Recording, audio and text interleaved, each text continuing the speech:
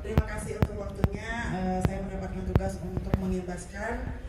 Semoga ini hal-hal yang saya sampaikan akan menjadi budaya baru, bukan budaya baru sebenarnya, mengembalikan budaya yang sudah ada di sekolah kita sehingga menjadi budaya positif. Berangkat dari pemikiran Kak bahwa belajar itu merupakan adalah modal kita sebagai guru, modal mengajar. Keberhasilan guru dalam mengajar itu mendukung keberhasilan murid dalam belajar.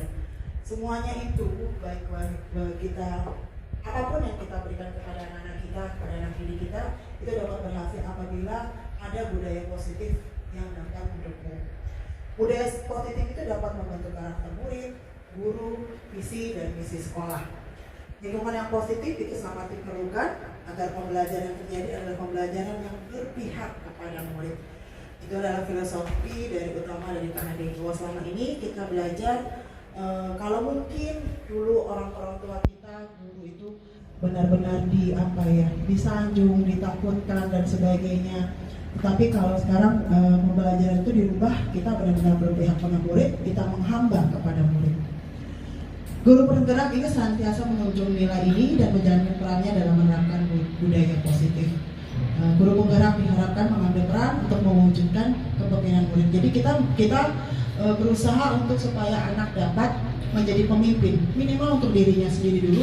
Walaupun kita sekarang ini masih di SD, kita mau memberikan bekal kepada anak-anak untuk menjadi pemimpin bagi mereka.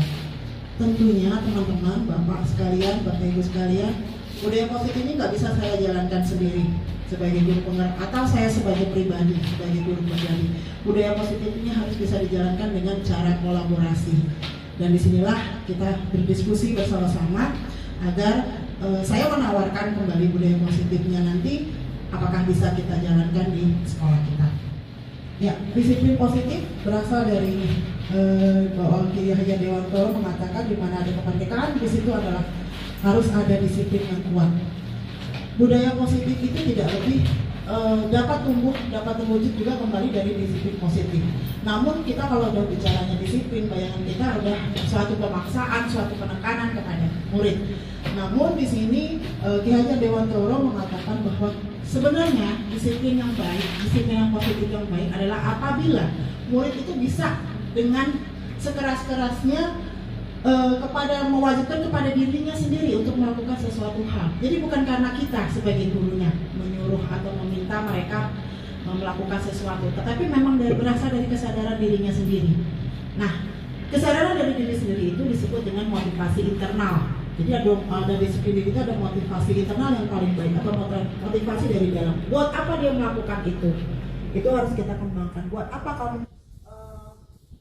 berpikir maju, buat apa kamu melaksanakan tugas ini, buat apa, itu harus ada kesadaran dalam diri dia. Fokus kepada teori kontrol bahwa perilaku seorang manusia itu adalah buah dari pilihan yang dibuat oleh manusianya sendiri. Jadi kita nggak bisa mengontrol sesuatu itu tapi kecuali diri kita sendiri. Kita sebagai guru pun nggak bisa mengontrol murid. Murid akan jadi apa itu nggak bisa. Murid sendirilah bisa mengontrol diri sendiri. Kita hanya sebagai nanti penengah atau menunjuk arah buat mereka melakukan suatu apakah yang sudah dilakukan benar atau salah dengan kita sebagai fungsi kita sebagai guru. Semua perilaku itu memiliki tujuan, bahkan ada perilaku yang tidak disukai dan hanya diri kita sendirilah yang mengontrol keinginan kita. Ini ditemukan oleh William Glasser, kenal juga dengan teori pilihan. Ini tadi sudah saya bahas. Tentang hukuman dan penghargaan. Kalau selama ini kita disiplin itu cenderung kepada memperbanyak hukuman agar anak taat, gitu ya. Nah, ternyata hukuman dan penghargaan itu sama-sama memberikan dampak buruk bagi anak. Jelas, kalau hukuman itu biasanya kan bersifat tekanan, ya, keras, gitu ya. Bersifatnya satu arah, hanya dari guru, gitu ya. Kemudian hukuman itu bisa berupa fisik maupun psikis. Melalui mungkin adalah perbuatan, misalnya anak dihukum telat tapi dihukumnya push up atau disuruh lari keliling lapangan, itu sebuah hukuman fisik. Atau misalnya dengan psikis, terkadang kita tidak sadar sebagai guru kita memberikan hukuman juga sebenarnya ke anak melalui perkataan, ya, kamu bandel bla bla bla, kita sudah melabelkan si anak, gitu ya.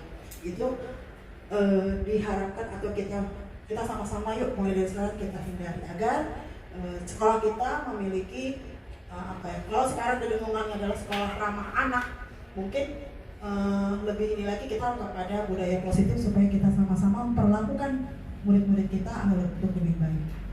Satu hal lagi juga, ternyata penghargaan itu sama seperti hukuman. Dia bisa berdampak buruk. Kenapa? Karena dari penghargaan yang kita berikan, saat ini kita memberikan penghargaan, besok mungkin anak akan berlomba-lomba. Kita senang lihatnya, wah mereka anak-anak pada senang hari ini kita kasih hadiah. Besok dia berlomba-lomba lagi melakukan itu.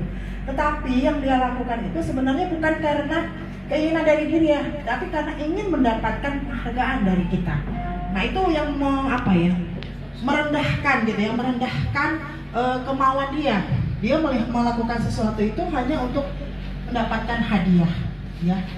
Itu saja. Kemudian, nah ini mungkin yang materi yang akan saya berikan ini adalah posisi kontrol. Kita sebagai guru, kita berada di mana? Mungkin Bapak Ibu sendiri yang bisa merefleksi gitu ya. Ada 5 posisi kontrol guru. Yang pertama adalah penghukum. Dia selalu menggunakan hukuman fisik ataupun verbal.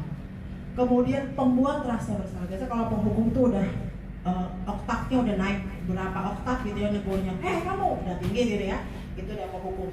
Tapi kalau pembuat rasa bersalah itu tidak langsung menghukum, tapi dia memakai kata-kata yang lembut, tapi tunjukkan kepada keuntungan dirinya sendiri. Guru itu, nah kamu jangan begitu, kalau begitu nanti ibu dimarahin sama kepala sekolah, kamu jangan terlambat lagi ya. Itu kan sebenarnya buat anaknya, buat gurunya, supaya si guru tidak ditegur kepala sekolah gitu. Tapi dia lembut gitu ya. Itu kalau posisi kontrolnya pembuat rasa bersalah. Kalau sebagai teman, kita ngomong enak sesama-sama teman, tidak menyakiti, tapi dia hanya mengontrol melalui persuasi. Kamu besok nggak boleh gitu lagi ya, besok kamu jangan terlambat ya. Itu sebagai teman. Terus pemantau, kalau pemantau itu dia mengawasi peraturan harusnya. Kita contohnya misalnya kayak terlambat, kamu tahu jam berapa harusnya masuk, jam berapa harusnya kamu datang. Nah itu adalah pemantau.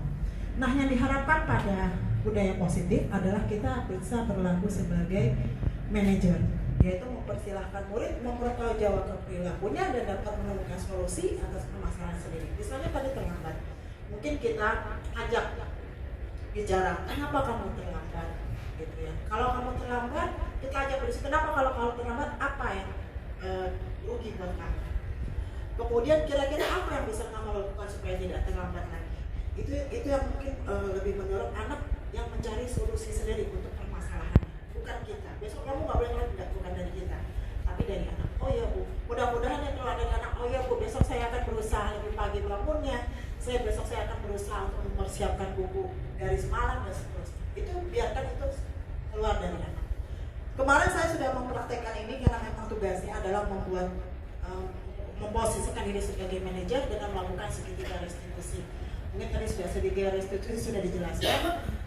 Dan memang efeknya buat saya pribadi ya, efeknya sendiri buat saya itu juga enak gitu ya. Negur anak, terus anak ketika anak mendapatkan solusi dari permasalahan diri, itu kayaknya alhamdulillah anak saya masih bisa melakukan sendiri. Kemarin baru saja kejadian kemarin juga saya mengambil seorang anak yang dia sering iseng gitu ya, terus agak sulit. Kemarin baru saya sampaikan, kira-kira apa yang bisa kamu lakukan untuk memperbaiki. Itu rasanya anak bisa nerima juga senang, dan hari ini anak itu happy. Anak itu juga ngerasa saya nggak neken terus karena diomelin terus sebelumnya gitu ya, karena dia iseng. Bahkan suka ngumpetin teman Pak, ngumpetin sepatunya, pernah ngumpetin tas temennya gitu ya. Pernah saya tegur dengan agak keras, tapi kemarin saya coba panggil, kira-kira apa yang bisa kamu lakukan supaya ibu sayang sama kamu. Kira-kira, oh ya Bu, besok saya ini. Dan hari ini dia happy. Terus tadi hasil pramuka dia ide sendiri, Bu boleh nggak Bu, ini saya pasang Bu di kelas. Boleh, silahkan kamu pasang. Ya itu saya mencoba untuk mempraktekkan apa yang sudah terjadi. Nah di sini juga saya izin ada aksi nyata yang sudah saya lakukan berhubungan dengan ini. Makanya saya mau fokus kepada 5S. Maaf kalau ada yang tampil, saya tidak izin.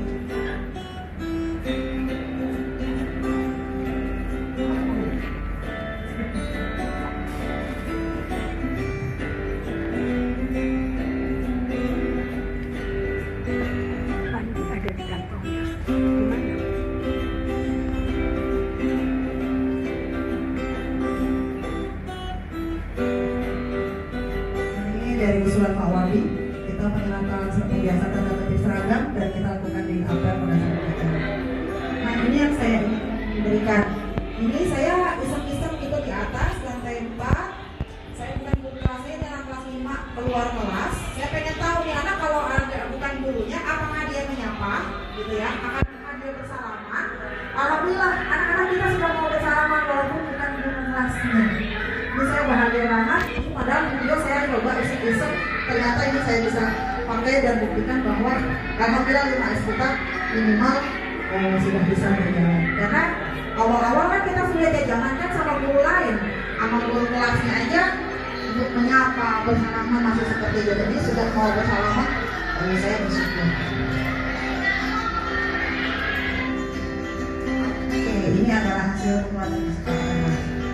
Mungkin demikian yang bisa saya sampaikan. Mungkin ada teman-teman yang mau diskusi. Di sini saya mengajak kembali, kita sudah sebenarnya sekolah kita udah bagus, sudah banyak sekali budaya-budaya yang baik gitu ya. Hanya saja karena kemarin pandemi gitu ya, jadi banyak sekali budaya-budaya yang harus tidak bisa dijalankan kembali. Nah saya mengajak supaya kita dapat menjalankan kembali budaya positif. Nah ini Pak Kepala Sekolah sendiri sudah membuat jadwal piket, ya mudah-mudahan itu bisa kita jalankan dengan penyambutan 5S bisa berjalan kembali. Syukur-syukur ibu-ibu atau bapak-bapak wali kelas kepada bapak itu bisa melanjutkan di kelas kebiasaan itu.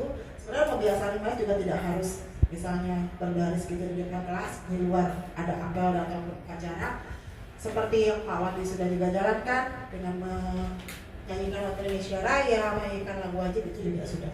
Ini boleh sekali-kali nanti lagu daerah. Kesempatannya yang ingin saya tanyakan ini hanya berbagi atau sharing ya Bu, karena saya juga masih kurang informasi mengenai guru penggerak ini. Nah yang ingin saya tanyakan tadi Ibu Fahmi mengatakan kita harus bisa memposisikan diri sebagai guru. Nah itu ada 5 posisi, ada penghukum, ada pembuat rasa bersalah, teman, kemudian pemantau dan manajer. Mungkin bagi guru kelas ya mungkin lebih tepatnya seperti yang dibilang oleh Bu Fahmi tadi ya, guru memposisikan diri sebagai manajer, mungkin lebih tepatnya seperti itu. Tapi bagi guru bidang studi apakah sama Ibu? Apakah sama harus memposisikan guru sebagai manajer atau di bidang yang lain atau di posisi yang lain? Mohon penjelasannya Bu Fahmi. Terima kasih. Ya, baik, terima kasih pertanyaan Pak Wandi. Posisi kontrol ini bukan sebagai guru kelas saja, tapi untuk semua guru. Mungkin kalau Pak Wandi atau guru olahraga itu biasanya adalah guru yang paling difavoritkan oleh anak-anak, gitu ya, pasti. Biasanya posisi kontrolnya kalau saya mungkin dulu nih kalau saya ngajar di SMA gitu ya, itu saya biasanya menghukum gitu ya, atau memantau. Nah kalau olahraga tuh saya yakin pasti jadinya teman. Posisi kontrolnya rata-rata ke teman, ya kan? Dia jarang untuk hukum. Tapi nggak tahu kalau Pak Widan mungkin sering hukum. Nah, untuk manajer Pak Wandi itu siapa saja, bukan guru kelas saja. Pak Wandi sebagai guru olahraga pun bisa berposisi sebagai manajer. Contoh, misalnya anak tidak berpakaian seragam, ya Pak Wandi jangan langsung marahin gitu. Kenapa kamu nggak pakai seragam? Kan udah tahu sekarang pelajaran PJOK itu udah lain, udah beda tuh ya, udah menghukum tuh ya, karena udah mainannya verbal gitu ya. Nah itu bisa ditanyakan dulu, kenapa nak, kenapa kamu tidak pakai seragam? Kita kan nunggu dulu jawaban si anak itu apa, jadi nggak langsung justifikasi gitu, nggak langsung kita oh pastinya anak nggak mau nurut peraturan, biasanya nggak langsung, kepala kita nggak langsung seperti itu, tapi kita tanyakan dulu kenapa, alasannya, lalu kita berupaya untuk supaya anak tidak mengulanginya lagi di kemudian hari. Kita tanyakan, oke, kalau sekarang misalnya saya lupa Pak, misalnya jawaban anak paling cepat tuh anak biasanya jawab lupa Pak, paling begitu, paling cepat tuh anak jawab begitu. Oke, supaya kamu nggak lupa, bagaimana? Jangan kita nih, kan kita pasti pengennya gini, kasih tau, makanya kamu kalau malam siapin, balik kita pengennya gitu ya. Jangan, kita tahan. Kira-kira supaya kamu nggak lupa, bagaimana caranya? Gitu. Nah, anak-anak pertama kalau gitu, kita pasti mikir dulu ya. Pertama, saya kemarin juga begitu. Pertama-tama saya coba, anak mikir dulu, gimana ya? Nah, tapi nanti pasti keluar Pak. Oh, saya mungkin harus nyiapin dulu ya Pak malamnya. Misalnya dari anak keluar begitu. Udah. Nah, seperti itu. Kamu berarti harus mempersiapkan dulu. Atau lagi, oh saya harus memperhatikan jadwal ya Pak, misalnya seperti itu. Jadi bisa Pak Wani, siapapun bisa berlaku sebagai manajer. Ini secara global ya. Global, betul. Guru penggerak Pak Wani tidak melihat lintas sekolah, tidak melihat lintas pelajaran juga enggak. Jadi kita, posisi saya sebagai misalnya guru SD itu kadang-kadang kita juga enaknya, kalau lagi kayak gini sih, kemarin kita dibuat tugas kelompok sesuai dengan tingkatnya. Jadi guru SD sama guru SD gitu ya, guru SMA sama guru SMA. Tapi kita jadinya bisa melihat masing-masing gitu. Oh kalau SMA memperlakukan murid seperti ini, kalau SD begini. Banyak atas waktunya. Mudah-mudahan menjadi tambahan ilmu buat teman-teman dan bisa sama-sama kita mendukung program Pak Dan tentang piket. Saya kira piket itu banyak sekali manfaatnya ya, selain juga bisa menyambut anak, mempersiapkan diri anak secara mental, kerapihan anak, kayak Pak Wani mungkin tahu dari si A itu punya tuh ada bagiannya kan, dari kita perhatian kepada anak itu bagus sekali. Mudah-mudahan kita bisa menjalankan 5S, bukan buat saya, tapi demi budaya positif di sekolah kita.